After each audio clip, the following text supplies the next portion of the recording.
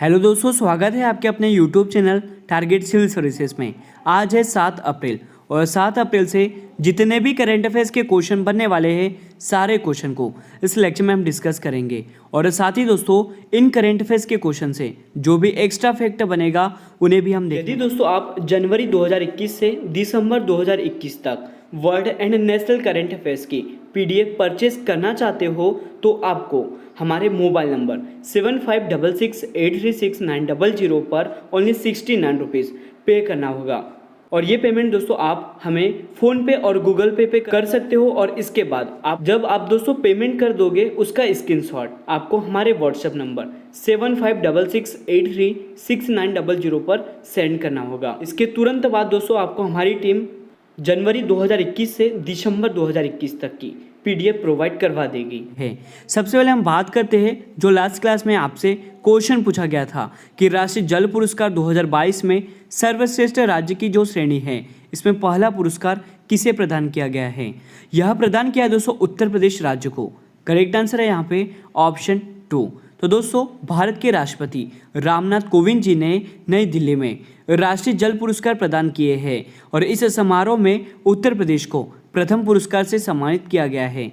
यह भी राष्ट्रीय जल पुरस्कार जल संसाधन प्रबंधन के क्षेत्र में अनुकरणीय कार्य के लिए दिए जाते हैं। और वर्ष 2022 के लिए कुल 57 राष्ट्रीय जल पुरस्कार 11 विभिन्न श्रेणियों में प्रदान किए जाएंगे। साथ ही दोस्तों सर्वश्रेष्ठ राज्य की श्रेणी में जो पुरस्कार है तो पहले स्थान पर उत्तर प्रदेश को, दूसरे स्थान पर राजस्थान को और तीसरे स्थान पर तमिलनाडु राज्य को दिया गया है। तो याद रखना है दोस्तों आपको कि राष्ट्रीय जल पुरस्कार 2022 में सर्वश्रेष्ठ राज्य की श्रेणी में पहला पुरस्कार किसे प्रदान किया है तो उत्तर प्रदेश राज्य को। और अब दोस्तों शुरुआत करते हैं जो लास्ट क्लास में हमने क्वेश्चन किए थे उन्हीं के रिवीजन की। तो रिवीजन का पहला क्वेश्चन है कि हाल ही में प्रसारण सेवा पोर्टल को किसने लॉन्च किया है। दोस्तों इस पोर्टल को लॉन्च किया है अनुराग ठाकुर ने। यहाँ पे करेक्ट आंसर है ऑप्शन 2। अगला क्वेश्चन है कि हाल ही में किसे भारत का अगला विदेश सचिव नियुक्त किया है। दोस्तों यह नियुक्त किया है विनय मोहन क्वात्रा को। तो करेक्ट आंसर है यहाँ पे ऑप्शन 2। नेक्स्ट क्वेश्चन है कि मानव तस्करी रोधी सेल की शुरुआत किसके द्वारा की गई है। दोस्तों यह शुरुआत की गई है राष्ट्रीय महिला आयोग के द्वारा। तो करेक्ट आंसर है यहाँ पे ऑप्शन 1। और आपके लिए अगला क्वेश्चन था कि विक्टर ऑर्बन किस देश के प्रधानमंत्री बने हैं। दोस्तों यह प्रधानमंत्री बने हैं हंगरी के। तो करेक्ट आंसर है यहाँ पे ऑप्शन 2। और अगला क्वेश्चन है कि 64वें ग्रैमी पुरस्कार समारोह का जो आयोजन है वो कहाँ पर हुआ है। इसका आयोजन किया गया है दोस्तों लॉस वेगास नेवादा में। करेक्ट आंसर है यहाँ पे ऑप्शन 1। और रिवीजन का लास्ट क्वेश्चन है कि राष्ट्रीय रक्षा अकादमी मतलब NDA के नए कमांडेंट कौन बने हैं। दोस्तों यह बने हैं अजय कोचर। यहाँ पे करेक्ट आंसर हो जाएगा ऑप्शन 1। और अब दोस्तों हम शुरुआत करते हैं आज के करंट अफेयर्स की। और अभी तक आपने हमारे लेक्चर को लाइक नहीं किया है तो लाइक जरूर कर दे, शेयर भी करें। अगर आप इस चैनल पर नए हो दोस्तों तो इसे सब्सक्राइब भी जरूर कर ले। पहला क्वेश्चन है कि हाल ही में टेम्पल 360 वेबसाइट का उद्घाटन किसने किया है। दोस्तों इसका जो उद्घाटन है वो किया है मीनाक्षी लेखी ने। करेक्ट आंसर है ऑप्शन 2। तो दोस्तों याद रखना आपको कि टेम्पल 360 वेबसाइट का जो उद्घाटन है वो किसने किया है तो मीनाक्षी लेखी ने। तो इस वेबसाइट की मदद से लोग कुछ सबसे पवित्र हिंदू तीर्थ स्थलों की भव्यता को डिजिटल रूप से देख सकते हैं। टेम्पल 360 में दोस्तों वेबसाइट की मदद से लोग किसी भी स्थान से 12 ज्योतिर्लिंग और 4 धाम के दर्शन कर सकते हैं।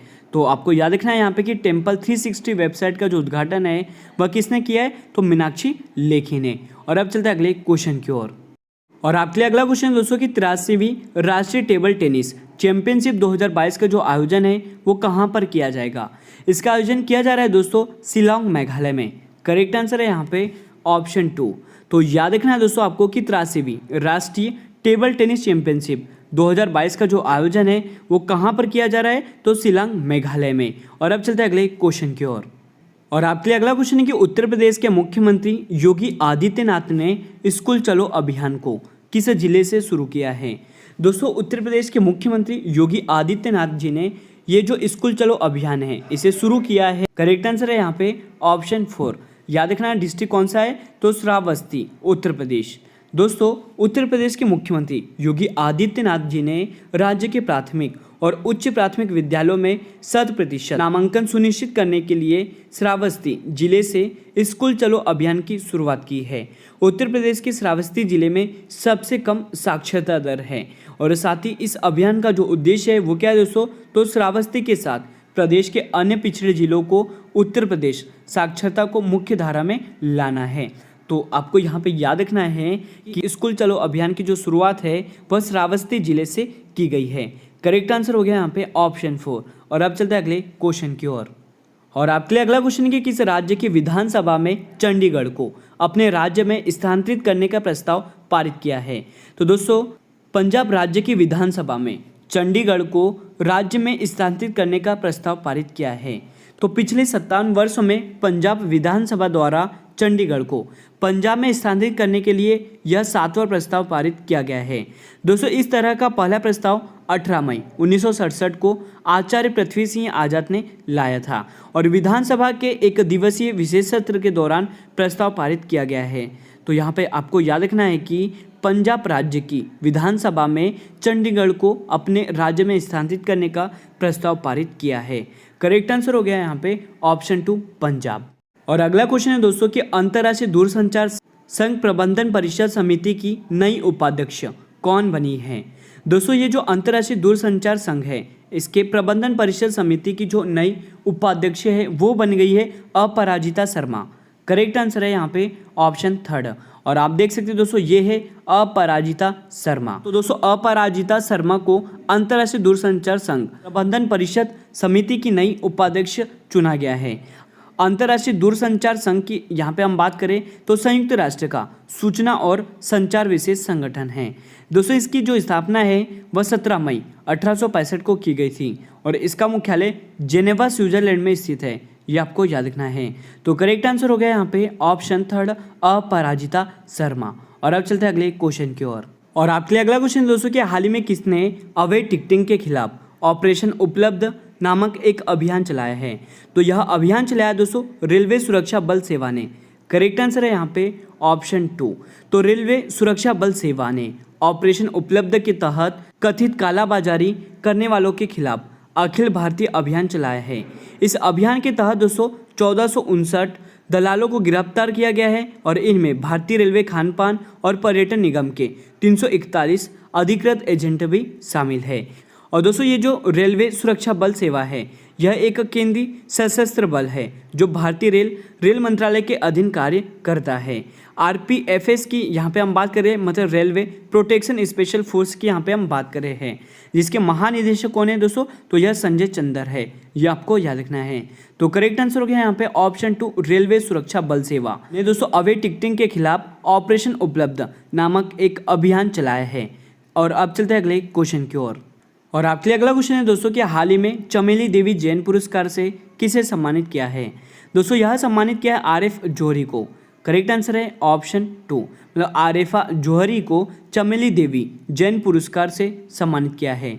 और आप देख सकते हो दोस्तों, ये है आरिफा जौहरी। तो दोस्तों, मुंबई की पत्रकार आरिफा जौहरी को वर्ष 2021 चमेली देवी जैन पुरस्कार के विजेता के रूप में घोषित किया है।